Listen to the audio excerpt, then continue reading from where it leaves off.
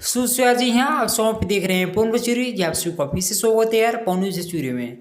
जी हाँ, तो जैसे खैर आप सबको पता होगा। अभी से पहले तो यहाँ पे फिलहाल यहाँ पे सॉन्ग आ चुका है, जो कि सॉन्ग वैसे बात करें तो यहाँ पे वैसे काफ़ी यहाँ पे विरोधियों के लिए है, जो कि यहाँ पे वैसे तो अभी टाइम पर यहाँ पे बात करें तो फिलहाल अभी बहुत यहाँ पे विरोधी हो चुके हैं, जो कि उन सब के लिए यहाँ पे सॉन्ग आया है। तो बाकी यहाँ पे विरोधियों लोग वहाँ पे वैसे तो फट गई होगी अब तक उनकी, तो यहाँ पे कहने की बात ही नहीं है। लेकिन हाँ, आप लोग यहाँ पे सॉन्ग को तो बहुत ही प्यारा सॉन्ग है, मैंने वहाँ पे सॉन्ग को भी सुना।